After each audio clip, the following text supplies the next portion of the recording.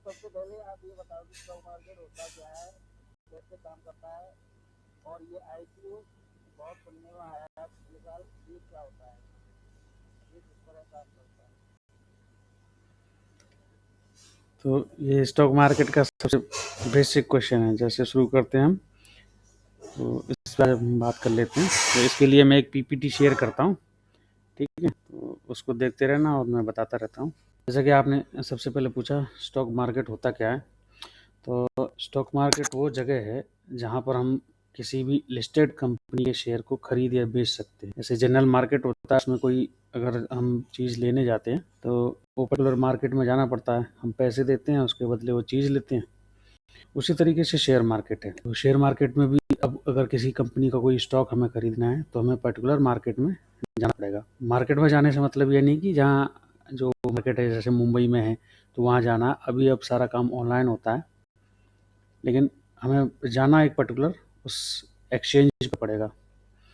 तो 3 शब्द होते हैं, स्टॉक मार्केट, शेयर मार्केट या इक्विटी मार्केट।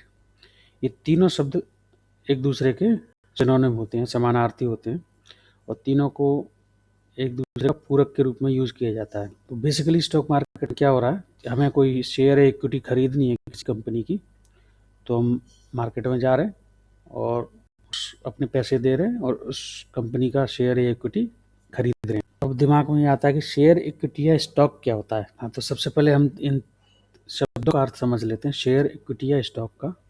तो शेयर का अर्थ होता है हिस्सा या अंश।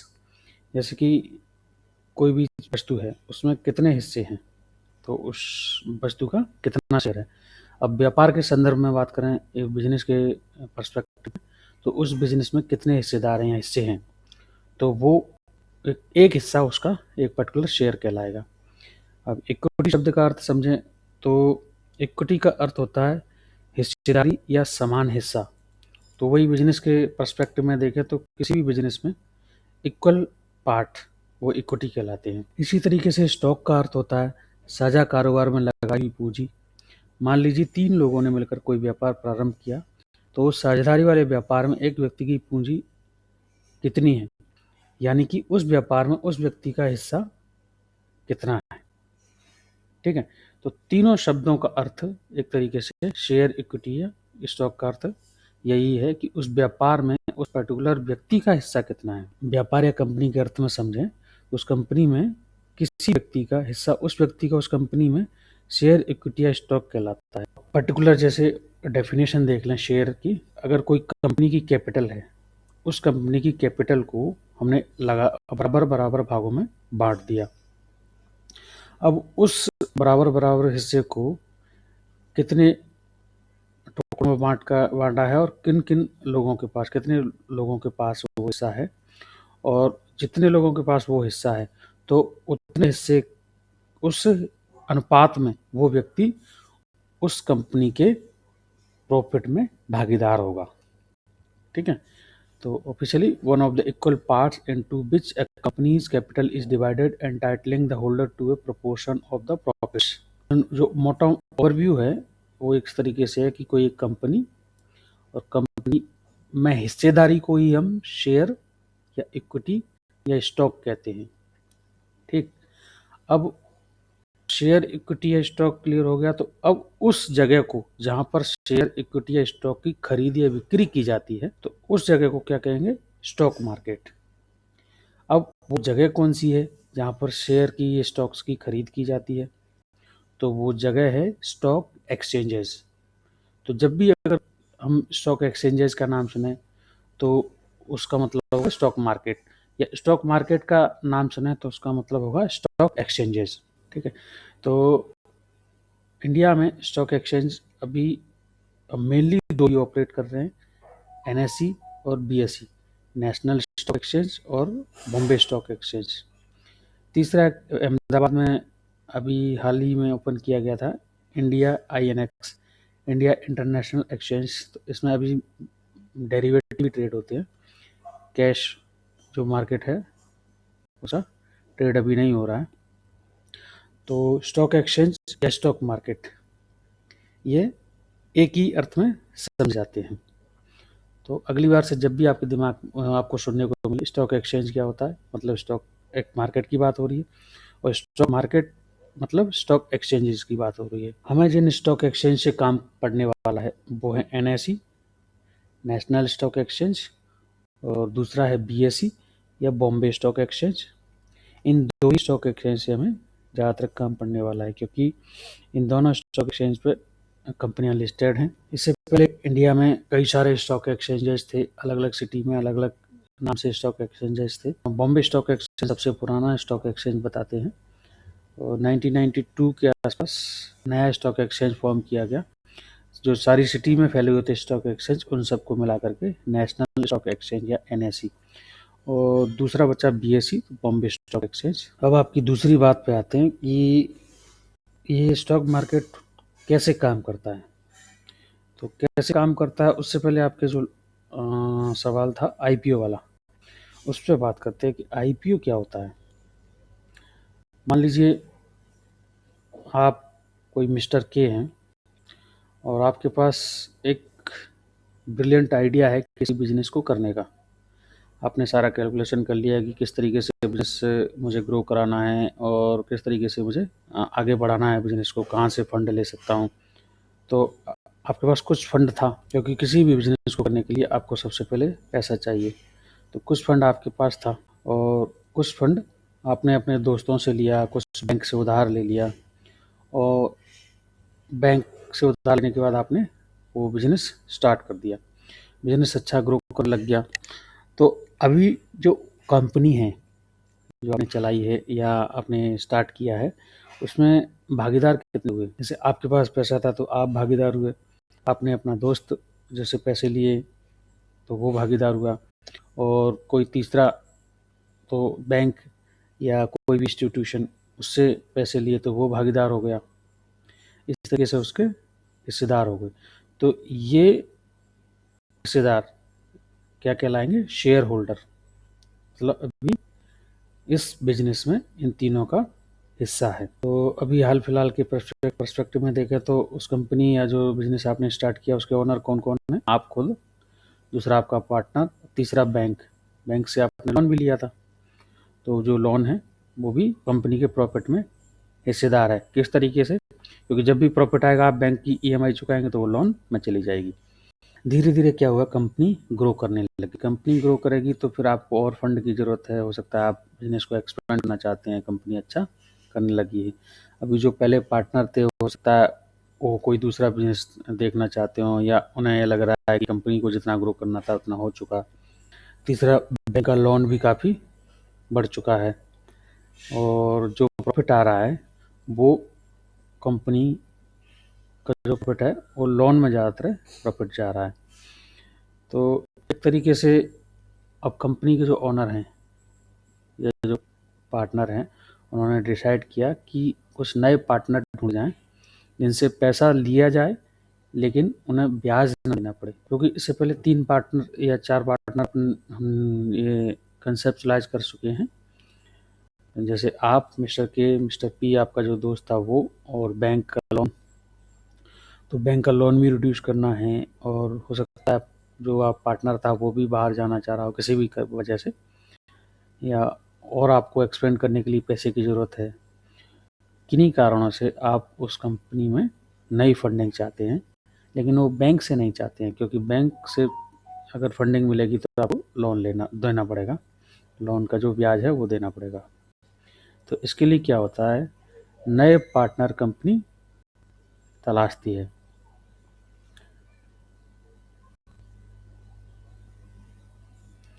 ठीक है, इसके लिए कंपनी क्या करती है कि वो आम पब्लिक में उस कंपनी की हिस्सेदारी बेचना शुरू करती है। जो कंपनी आप चला रहे थे उस कंपनी की हिस्सेदारी अब आम पब्लिक में बेचना शुरू कर देंगे। इससे फ़ायदा क्या होगा, आम पब्लिक से जो पैसा आएगा वो पैसा इंटरेस्ट फ्री होगा, इस पर किसी भी तरीके का इंटरेस्ट नहीं देना है। हाँ, जो प्रॉफिट होगा वो जो आम पब्लिक जो हिस्सेदार हैं या जो शेयर होल्डर बनेंगे नए, उनमें डिवाइड होगा। ठीक, इसके लिए आम पब्लिक को हिस्सेदार बनाने के लिए क्या होता है, उन्हें अपना पार्टनर बनाना रहेगा उस कंपनी में। अब जैसे किसी व्यक्ति ने आपके बिजनेस में कोई हिस्सा खरीद लिया, तो अब वो आपका एक नया पार्टनर है। जब भी कोई व्यक्ति आपके जो बिजनेस है उसमें हिस्सा खरीद लेगा, तो आपका एक वो नया पार्टनर बन गया। नया पार्टनर है वो कंपनी उसको कई बार डायरेक्ट बेचती है, जैसे जिसको प्राइवेट इक्विटी बोलते हैं। प्राइवेट इक्विटी के जरिए भी वो उसको नया पार्टनर ढूंढ सकती है। और इसका एक दूसरा तरीका है, कंपनी स्टॉक एक्सचेंजेस पे लिस्ट करा देती है उनके जो शेयर्स हैं या जो पार्ट हैं, उनको स्टॉक एक्सचेंज पे लिस्ट करा देती है। तो स्टॉक एक्सचेंजेस पे लिस्ट कराने के लिए कंपनी क्या करती है, अपने जो शेयर हैं या जो ऑनरशिप है कंपनी की, उसको जनरल पब्लिक को बेचने के लिए आती है। चूँकि ये पहली बार हो रहा है, तो इसको इनिशियल पब्लिक ऑफरिंग कहा जाता है। और यही है आईपीओ, जब किसी भी कंपनी के शेयर पहली बार स्टॉक एक्सचेंजेस पर बेचने के लिए डाले जाते हैं। और उन बेचने के लिए डालने पर आम जो जनमानस है या आम पब्लिक है, वो उसको खरीद सकती है। अब बात है कि आईपीओ किस तरीके से कंपनी ला सकती है। तो कंपनी अपना आईपीओ लाने के लिए सबसे पहले सेबी से परमिशन लेती है। उसके बाद फिर एक्सचेंजेस के साथ कोलैबोरेशन किया जाता है कि हमें दोनों एक्सचेंजेस पर लिस्ट कराना है या एक एक्सचेंज पर लिस्ट कराना है। इसी पीरियड के दौरान कंपनी क्या करती है, एक बैंक या फाइनेंशियल इंस्टीट्यूशन से वो कोलैबोरेट करती है।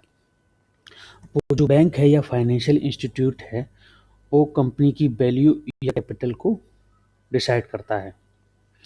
और वो ये भी डिसाइड करता है कि टोटल शेयर कितने इश्यू होने हैं पब्लिक ऑफरिंग के जरिए या आईपीओ के जरिए, और उन शेयर्स का प्राइस कितना रखना है, उसे कब लिस्ट कराना है।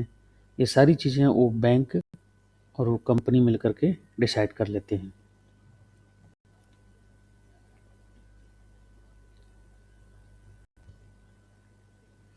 अब यहाँ एक दो कंसेप्ट हैं, एक तो है प्राइमरी मार्केट और एक है सेकेंडरी मार्केट। तो अभी ब्रीफ में हम इसको भी समझ लेते हैं कि जब कंपनी पहली बार आईपीओ के जरिए अपना शेयर या इक्विटी या स्टॉक एक्सचेंजेस पर बेचने के लिए आती है, तो उसको बोलते हैं प्राइमरी मार्केट।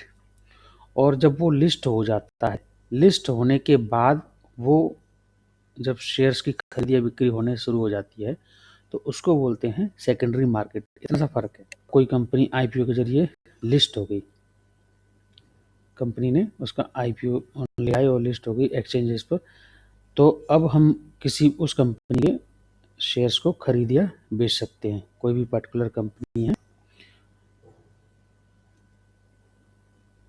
जैसे मान लीजिए एक एग्जांपल लें, कोई कंपनी है सीडीएसएल, तो उसके शेयर हमें खरीदने हैं। तो आपने जो पूछा था कि कैसे काम करता है स्टॉक मार्केट, तो कोई कंपनी है सीडीएसएल, उसके शेयर हमें खरीदने हैं। तो उसके लिए आपके पास क्या होना चाहिए, सबसे पहले तो होना चाहिए बैंक अकाउंट, उसके बाद ब्रोकरेज अकाउंट, और तीसरी चीज़ होनी चाहिए डीमैट अकाउंट।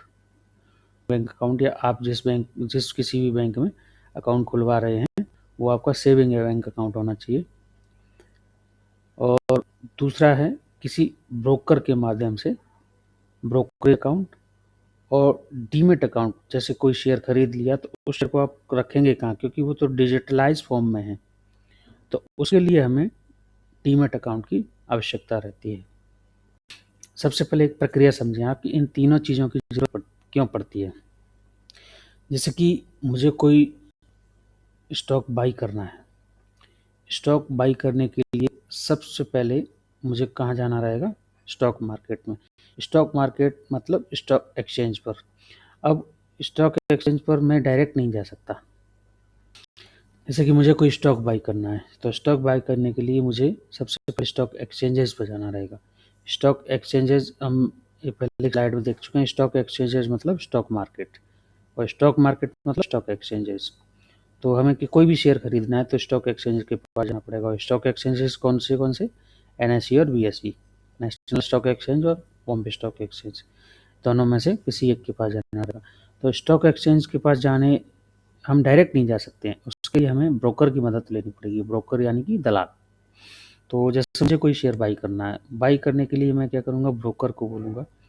ब्रोकर जो जिस प्राइस पर मुझे बाई करना है या जिस प्राइस पर खरीदना है वो प्राइस स्टॉक एक्सचेंज को बताएगा। हम डायरेक्ट नहीं बता सकते स्टॉक एक्सचेंज को। ब्रोकर हमारा खरीदार और जो स्टॉक एक्सचेंज या स्टॉक मार्केटर उसके बीच में एक मीडिएटर का काम करता है। तो स्टॉक एक्सचेंज के पास उस ब्रोकर ने बता दिया कि हमें ये CDSL जो कंपनी है उसके शेयर 100 शेयर 100 रुपये के भाव पर लेने हैं। इसी तरीके से अगर कोई सेलर है या कोई बेचने वाला है, उसको बेचना है तो वो डायरेक्ट स्टॉक एक्सचेंज को नहीं कह सकता है, वो अपने पास ब्रोकर को बताएगा। ब्रोकर को बताने के बाद ब्रोकर उस जो ऑर्डर है उसको स्टॉक एक्सचेंज में डालेगा। जैसे कि जो खरीदने वाला आदमी था वो 100 शेयर 100 रुपये के भाव पर चाह रहा था। अब कोई बेचने वाला आदमी 100 शेयर बेचने आया है और वो 105 रुपये का भाव मांग रहा है। तो ये जो एक्सचेंज हैं उस ऑर्डर को मिलाने का प्रयास करते हैं। जब तक कि ये भाव समान नहीं होते हैं, जो खरीदने वाला था उसका 100 रुपये था, बेचने वाला उसका 105 रुपये, जब तक कि ये जो खरीदने वाला है वो 105 नहीं कर देता है या जो बेचने वाला है वो 100 रुपये नहीं कर देता है, तब तक ये ऑर्डर एग्जीक्यूट नहीं हो सकता। ठीक है। तो इस प्रक्रिया में हमें किस चीज़ की ज़रूरत पड़ी? एक तो स्टॉक ब्रोकर की ज़रूरत पड़ी। स्टॉक एक्सचेंज से हम थोड़ा सा पहले से ही परिचित हो चुके हैं। और स्टॉक खरीदने के बाद उस स्टॉक को रखने के लिए हमें एक डीमैट अकाउंट की ज़रूरत पड़ी। तो ब्रोकर यानी कि ब्रोकरेज अकाउंट वो खोलेगा।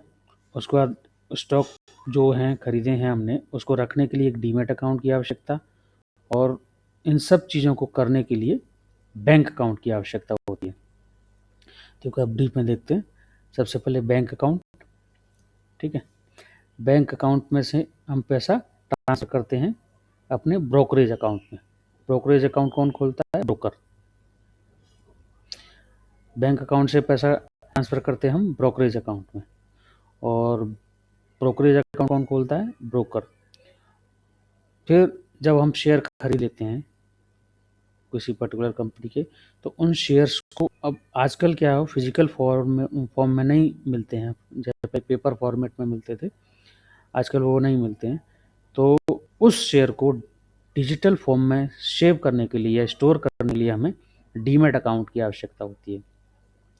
अब जो ब्रोकरेज अकाउंट है और डीमैट अकाउंट है, इसमें हम ज़्यादातर ये सोचते हैं कि ये एक ही है, लेकिन ऐसा नहीं है। आप जब डिटेल में देखेंगे, जब आप अपना अकाउंट खोलेंगे ब्रोकरेज अकाउंट, तो उसमें ब्रोकरेज अकाउंट का नंबर अलग रहता है और डीमैट अकाउंट का नंबर अलग रहता है। मतलब डीमैट अकाउंट एक अलग जगह पर खोला जाता है जहां शेयर को स्टोर किया जाता है। ब्रोकरेज अकाउंट ब्रोकर खोलता है। बैंक अकाउंट से आप पहले से परिचित हैं। तो डीमैट अकाउंट पर हम थोड़ा सा बात कर लेते हैं। डीमैट अकाउंट वह जगह जहां पर शेयर्स या इक्विटी को डिजिटल फॉर्म में स्टोर किया जाता है। डीमैट अकाउंट खोलने के लिए हमें 2 जगह जाना पड़ता, मतलब हमें कहीं नहीं जाना। ब्रोकर अपना जो पार्टिसिपेंट हैं जिससे भी उनका कोलैबोरेशन है उनके साथ वो हमारा डीमैट अकाउंट ओपन करवाते हैं। CDSL या NSDL, समझ में आया? CDSL मतलब सेंट्रल डिपॉजिटरी सर्विसेज और NSDL मतलब नेशनल सिक्योरिटीज़ डिपॉजिटरी लिमिटेड। तो ये दोनों कंपनियां शेयर्स को डीमटेरियलाइज जो है फॉर्म में स्टोर करती हैं। तो जब भी हम कोई डीमैट अकाउंट ओपन करवाते हैं ब्रोकर के जरिए, तो या तो वो CDSL में खुलेगा या NSDL में खुलेगा। लास्ट बात करते हैं हम ब्रोकर की। तो ब्रोकर मतलब बायर या सेलर और एक्सचेंज के बीच का मीडिएटर। ब्रोकर का मतलब क्या हुआ, बायर या सेलर एंड एक्सचेंज के बीच का मीडिएटर। हम जैसे हमें कोई खरीदना है, कोई शेयर खरीदना है, तो हम डायरेक्ट एक्सचेंज के पास नहीं जा सकते, और एक्सचेंज हमारे पास शेयर बेचने के लिए नहीं आ सकती। जैसे कोई बेचना है हमें शेयर, तो हम डायरेक्ट एक्सचेंज के पास नहीं जा सकते। इसके लिए क्या करते हैं, हम ब्रोकर की मदद लेते हैं। एक्सचेंज ने कुछ ब्रोकरेज जो फर्म है या कंपनी है, उनको लाइसेंस दे रखा है, वो आपके ब्याह पर जो बाइंग या सेलिंग के ऑर्डर हैं वो एक्सचेंज में पंच करती हैं। एक्सचेंज में पंच होने के बाद उन जो ऑर्डर्स हैं उनका मैच होता है। अगर वो समान जो वैल्यू है उस पर मैच होते हैं, जो प्राइस वैल्यू है वो समान होनी चाहिए, क्वांटिटी वेरी कर सकती है। तो जब प्राइस वैल्यू समान रहती है बाई करने की या सेल करने की, तो वहाँ ऑर्डर एग्जीक्यूट होते हैं।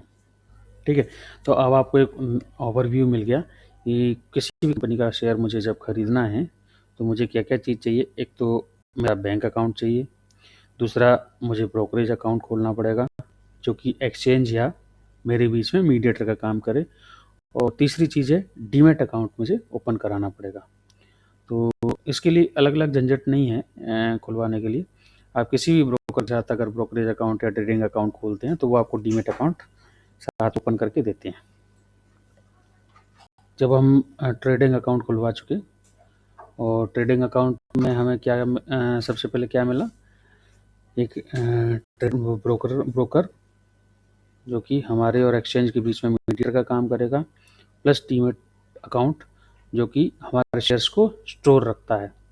जब भी हम कोई शेयर खरीदते हैं तो ट्रेडिंग अकाउंट में पड़ा नहीं रहता है, वो रिफ्लेक्ट होता है उस ट्रेडिंग अकाउंट में या जो ब्रोकर है उसके टर्मिनल पर, लेकिन वो एक्चुअल में स्टोर होता है डीमैट अकाउंट में, जो कि CDSL या NSDL खुलती हैं। कभी जब समय मिलेगा तो हम इन सब चीज़ों पर एक बार फिर से बात करेंगे। हाँ, तो समझ में आया कुछ? हाँ, कुछ कुछ समझ में आया है। बहुत सारी चीज़ें हैं जो थोड़ा कंफ्यूजन हो रहा है, अगर करेंगे तो क्लियर हो जाएगा। वो जैसे जैसे आप यूज टू होगे, जैसे जैसे टर्म सुनोगे उसके बाद बातचीत होती रहेगी, तो फिर और ज़्यादा अच्छे से समझ में आएगा। चलो अभी के लिए फ़िलहाल इतना ही रखते हैं, फिर बात करेंगे आगे। ठीक है, बाय।